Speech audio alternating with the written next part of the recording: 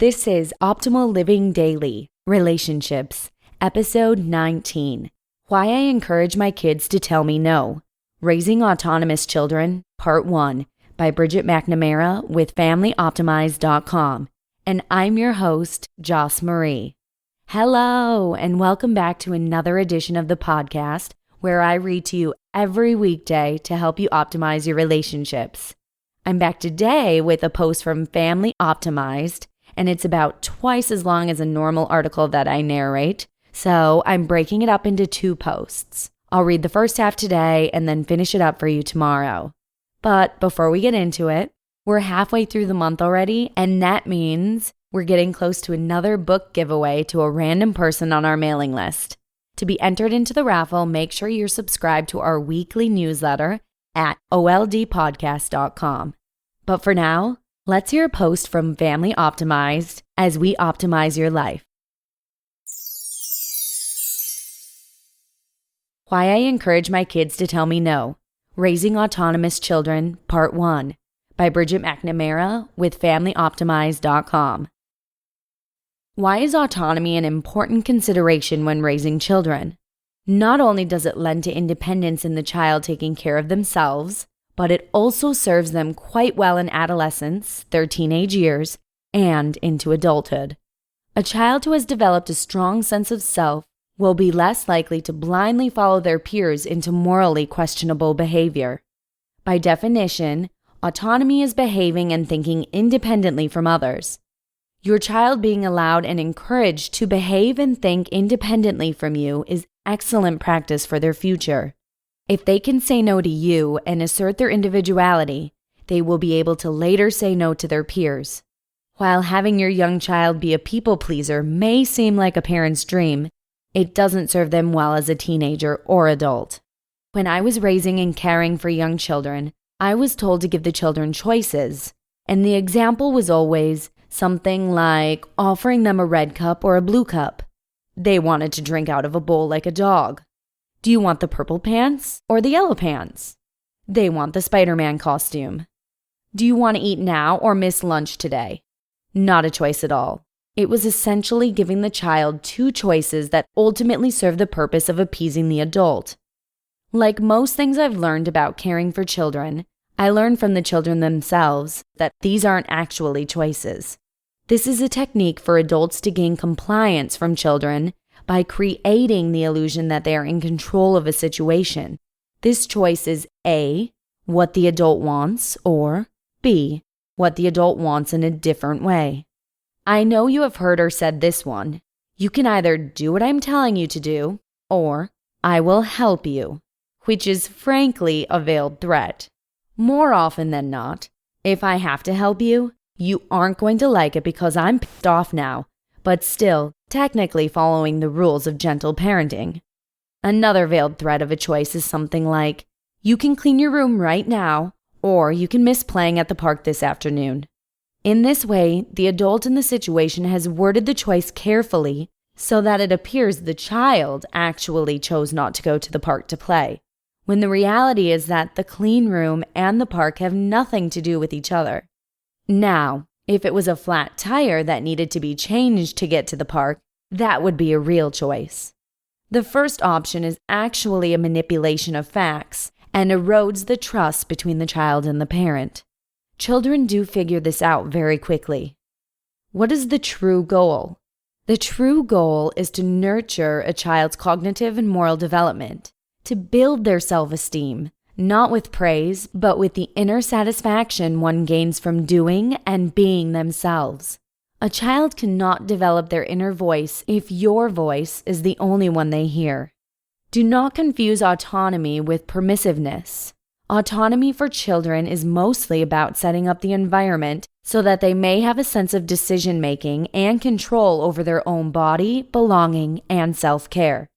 I slowly came to the realization that these pseudo-choices were not encouraging nor fostering authentic autonomy. Teaching children that they own themselves and encouraging independence doesn't look like 2 arbitrary choices dangled in front of them. It began to look different in my house. It came in the form of handing a dirty-faced child a hand mirror and warm cloth while pointing out that their face is dirty, as opposed to swooping in and accosting them with a cloth over their face. Similarly, it came in the form of a mirror and a brush for messy heads. It came in the form of stools to reach sinks with soaps that are simple to pump and towels hanging low enough for them to dry. It was never making them eat anything they said they didn't like. Keep offering, but no manipulations or rewards for eating. It was small pitchers of water at the table so that they can pour themselves a drink, a butter knife and a banana so they can cut their own snack, handing over a towel so that they can clean up their own spill. Always asking before swooping in, "Can I help you with that?"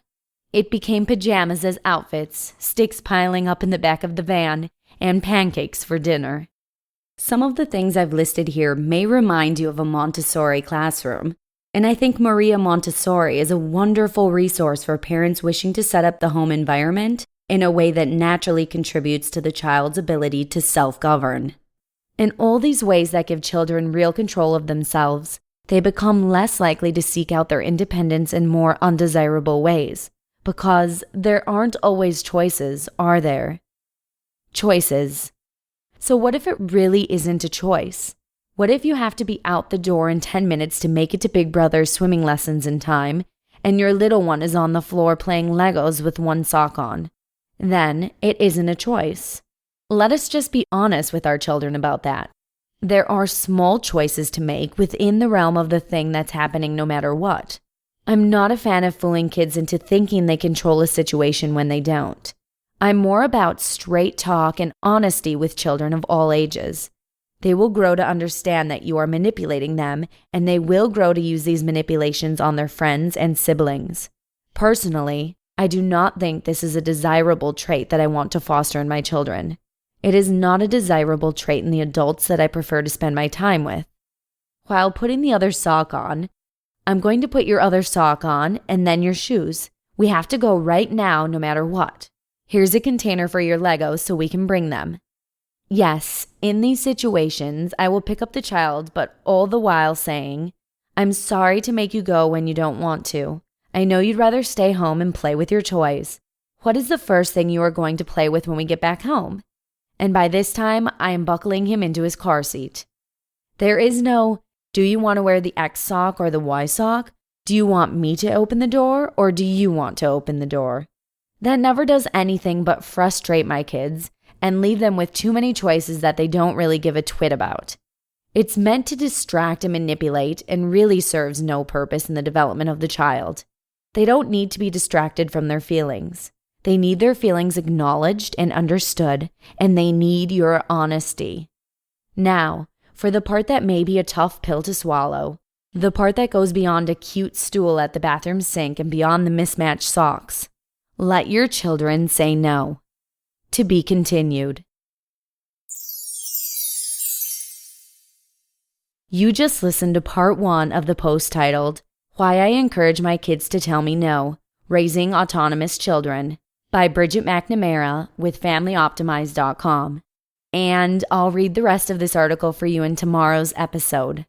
And don't forget that we'll be doing another book giveaway soon to a random person on our mailing list. To be in the raffle, you just need to be signed up for our free weekly newsletter at oldpodcast.com. That'll get you a couple of spreadsheets that we made just for you, a video tutorial, weekly tips and updates, and get you entered into frequent raffles. Again, that's at oldpodcast.com. That'll do it for today. And as promised, I'll be back tomorrow to finish this post for you. So I'll see you there, where your optimal life awaits. Hello, Life Optimizer. This is Justin Malik, creator and producer of this podcast, but also Optimal Living Daily, the show where I read to you from even more blogs covering finance, productivity, minimalism, personal development, and more from incredible bloggers like Derek Sivers, Zen Habits, Mark and Angel, The Minimalists, and all the ones you hear on this show too. So if you enjoyed today's episode and like taking amazing blogs on the go, come on over to Optimal Living Daily and subscribe to that one too. And together, we'll start optimizing your life. You've been listening to Optimal Living Daily. Be sure to hit the subscribe button to stay up to date on each new episode and head to oldpodcast.com. That's OLDpodcast.com for a free gift as well as more actionable tips and resources to help you maximize your potential. Thanks for joining us, and remember, your optimal life awaits.